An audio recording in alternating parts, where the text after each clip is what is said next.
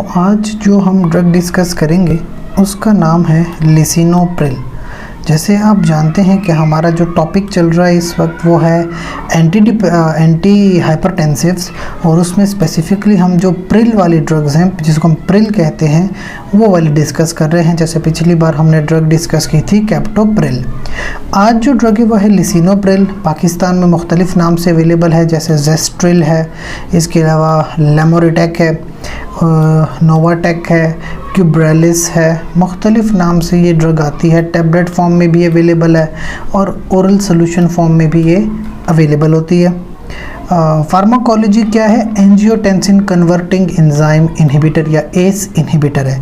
हमने एक बार डिस्कस किया था कि हमारे जो पास ब्लड वेसल्स होती हैं, फर्स्ट करेंगे ब्लड वेसल है, एक मॉलिक्यूल होता है जिसको हम कहते हैं एंजियोटेंसिनोजिन। एंजियोटेंसिनोजिन क्या करता है, वो इस तरह ये जो ब्लड वेसल्स है ना, इसको इस तरह से नैरो कर देता है, यानी ब्लड वेसल को कंस्ट्रिक्ट कर देता है, इस तरह छोटा कर देता है। तो अब आप देखें ब्लड यहाँ से नॉर्मल ब्लड फ्लो हो रहा था, अब ये जो जगह है यहाँ पे जब ब्लड फ्लो ऑब्स्ट्रक्ट होता है, जैसे कि यहाँ पे बिकॉज ऑफ दैट मॉलिक्यूल, जब ये मॉलिक्यूल यहाँ पे एक्ट करता है तो ब्लड वेसल क्योंकि नैरो हो जाती है, तो यहाँ से जब ब्लड गुजरेगा तो एग्जैक्टली इस जगह पे जो ब्लड प्रेशर है वो बहुत ज़्यादा पड़ेगा, राइट। तो यानी कि अब जो ब्लड प्रेशर है वो इंक्रीज़ हो गया। तो एंजियोटेंसिनोजिन को कन्वर्ट किया जाता है एंजियोटेंसिन 2 में। अब ये एंजियोटेंसिन 2 में, और एंजियोटेंसिन 2 यहाँ पे काम करता है, तो अगर इस एंजियोटेंसिनोजिन को एंजियोटेंसिन 2 में कोई कन्वर्ट करता है तो वो बेसिकली एक एंजाइम है। उस एंजाइम को कहते हैं एंजियोटेंसिन कन्वर्टिंग एंजाइम, ठीक है। अगर इस एंजाइम को ब्लॉक कर दिया जाए तो ये एंजियोटेंसिनोजिन को एंजियोटेंसिन 2 में कन्वर्ट नहीं कर पाएगा। जब ये उसमें कन्वर्ट नहीं करेगा तो यानी कि एंजियोटेंसिन 2 अवेलेबल नहीं होगा। जब ये अवेलेबल नहीं होगा तो ये ब्लड वेसल्स को कंस्ट्रिक्ट भी नहीं करेगा। तो हमारे पास जो ड्रग है लिसिनोप्रिल वो बेसिकली इस एंजाइम को इनहिबिट करती है। We call it as inhibitor, angiotensin converting enzyme inhibitor. करती क्या है, ब्लड वेसल्स को नैरो नहीं होने देगी बल्कि ब्लड वेसल को डायलेट रखेगी और हाइपरटेंशन को यानी ब्लड प्रेशर को ख़त्म कर देगी। डोसेज फॉर्म और स्ट्रेंथ की बात करें तो टैबलेट फॉर्म में अवेलेबल, ओरल सोल्यूशन में अवेलेबल। वाइड रेंज है, 2.5 mg, 5 mg, 1 mg, 10 mg है, 10 mg, 20 mg, 30 mg और 40 mg। ओरल सोल्यूशन देखा जाए 1 mg पर ml में अवेलेबल है। क्लिनिकल यूजेस या इंडिकेशंस, यानी कि ये ड्रग किस चीज़ के लिए इस्तेमाल होती है, तो सबसे पहले तो हाइपरटेंशन जो कि ब्लड प्रेशर है।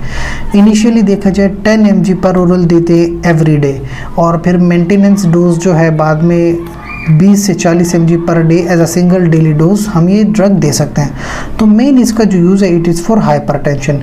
इसके अलावा देखा जाए तो मायोकार्डियल इन्फार्क्शन, क्योंकि आपको पता है हमारा पूरा कार्डियोवास्कुलर सिस्टम देखा जाए तो ये जैसे हार्ट है, तो हार्ट और जो ब्लड वेसल्स हैं वो कनेक्टेड रहती हैं आपस में।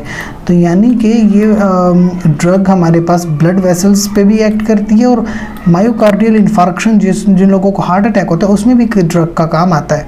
तो 5 mg पर ओरल विद इन 24 आवर्स हम दे सकते हैं अगर किसी बंदे को MI के सिम्टम आते हैं। या फिर उसके बाद मेंटेनेंस करने के लिए 10 mg देते हैं 6 हफ्तों तक, यानी 1.5 महीने तक 10 mg की ड्रग डेली दी जाती है ताकि MI के चांसेस ख़त्म हो। हाँ, एक बात याद रखें, किसी बंदे का अगर लो ब्लड प्रेशर है, लो ब्लड प्रेशर में फिर हम ड्रग नहीं देते, या फिर 2.5 mg सबसे कम डोज देते हैं अगर ज़रूरत है।